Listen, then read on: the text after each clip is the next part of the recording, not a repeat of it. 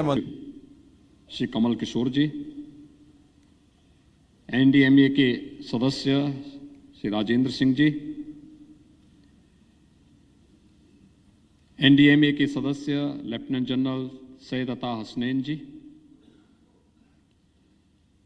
Uttar Pradesh SDMA के उपाध्यक्ष lieutenant general RP शाही जी, प्रमुख सचिव राजस्व श्री सुधीर गर्ग जी, डॉक्टर कृष्णा एस वत्सी, संजीव कुमार जिंदल जी, कुणाल सत्यार्थी जी, डी प्रकाश चौहान, डॉक्टर प्रकाश चौहान जी और उत्तर प्रदेश शासन के प्रमुख सचिव गृह श्री संजय प्रसाद जी,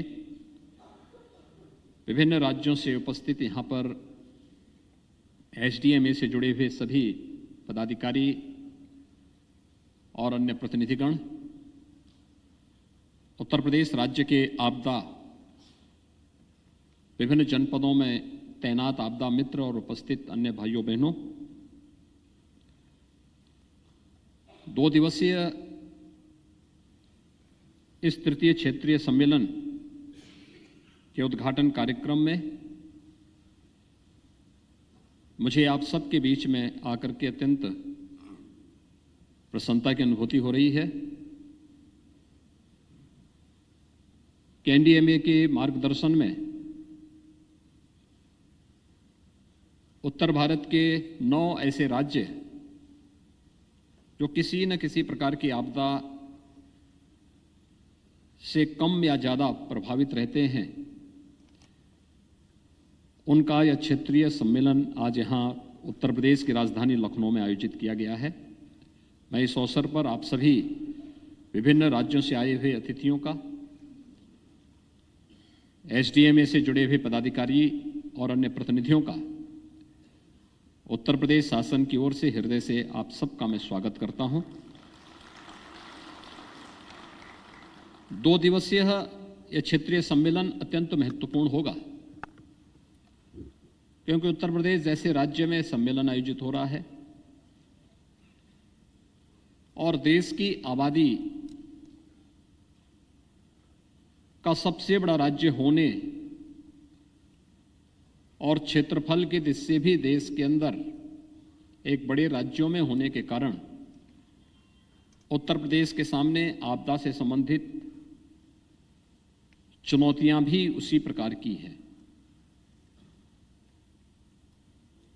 मेरा यह मानना है कि अगर समय से प्रशिक्षण और जागरूकता के कार्यक्रम चलाए जाए,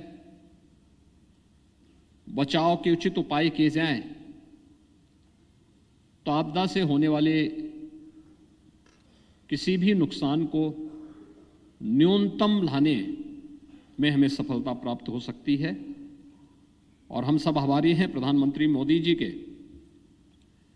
जिन्होंने इस संवेदनशील प्रश्न को ध्यान में रख करके एनडीएमए को और सक्रिय करते हुए एक अच्छी शुरुआत की है। उनकी अच्छी ट्रेनिंग तो हो ही, साथ साथ जनपद स्तर पर आपदा मित्रों की तैनाती भी हो।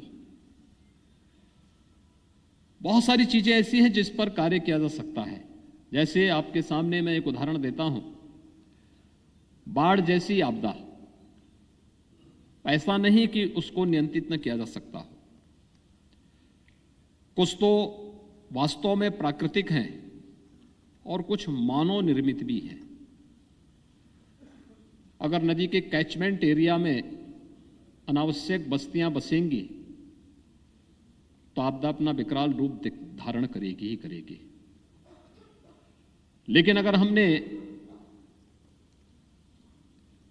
ईमानदारी के साथ उस आपदा पर नियंत्रण करने के लिए कुछ कार्यक्रम प्रारंभ किए तो उस पर नियंत्रण भी संभव है। उत्तर प्रदेश का मैं एक उदाहरण देता हूं। उत्तर प्रदेश प्रकृति और परमात्मा की कृपा का प्रदेश है और उत्तर प्रदेश में बाढ़ की स्थिति को अगर आप देखेंगे तो 2 महीने के अंतराल में अलग अलग क्षेत्रों में बाढ़ आती है। मैं विगत वर्ष भी देख रहा था, इस वर्ष भी देख रहा था। विगत वर्ष पहले हमारे उत्तर से जुड़े हुए जनपदों में बाढ़ आई थी, जो नेपाल से सटे हुए जनपद हैं, और उसके बाद फिर गंगा और यमुना के तटवर्ती क्षेत्रों में बाढ़ उन क्षेत्रों में देखने को मिली थी। इस वर्ष इसका उल्टा था। इस बार पहले गंगा और यमुना से सटे हुए जनपदों में, जिन जनपदों से गंगा नदी और यमुना नदी गुजरती है, उन जनपदों में पहले बाढ़ आई और उसके बाद में फिर नेपाल से सटे हुए जनपदों में।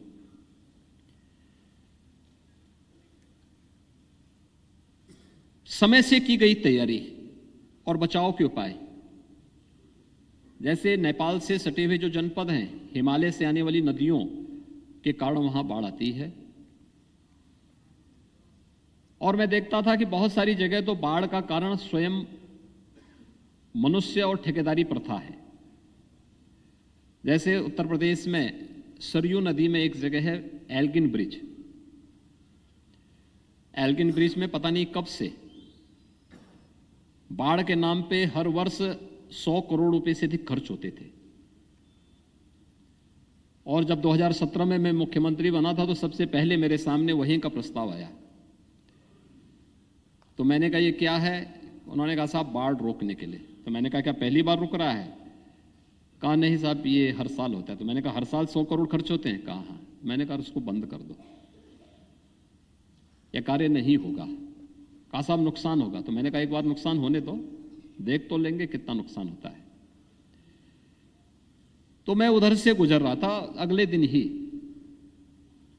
तो मैंने अपने हेलीकॉप्टर के पायलट से कहा, मैंने कभी मुझे एल्गिन ब्रिज थोड़ा दिखाना। तो उसने कहा कि साहब ये सामने तो है, अभी मैं दिखाता हूं। मैंने कहा वहां लेके चलो। मैंने कहा हेलीकॉप्टर को नीचे कर दो, कितना नीचे हो सकता है। फिर मैंने कहा इसको क्लॉकवाइज और फिर एंटी क्लॉकवाइज इसको घुमाइए और ले जाओ, पहले नजदीक ले लो, फिर उसको घुमाते घुमाते 12-15 किलोमीटर के दायरे तक इसको मुझे थोड़ा लेके चलो। उसने घुमाया, घुमाने के बाद फिर मैं अपने गंतव्य की ओर आगे बढ़ा। सायंकाल वापस आ रहा था, तो आते समय मैंने मैसेज कर लिया था कि मैं यहां पे बाढ़ से संबंधित विभाग के साथ शाम को बैठक करूंगा, और वे मेरे सामने एल्गिन ब्रिज से संबंधित फाइल को भी लेकर के आएंगे। मैं सायंकाल जब वापस आया था तो मैंने इन लोगों से कहा, मैंने कभी मुझे बताओ कि जो एल्गिन ब्रिज का प्रस्ताव है क्या है। उन्होंने कहा साहब यह है, इससे 2 जनपद खासतौर पर गोंडा, बहराइच और इधर बाराबंकी, ये 3 जनपद बुरी तरह प्रभावित होंगे।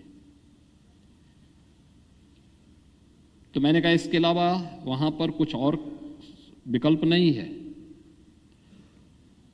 उन्होंने कहा नहीं। मैंने कहा एक बात बताओ, वहां पे नदी काफी चौड़ी है, अगर हम नदी को वहां पे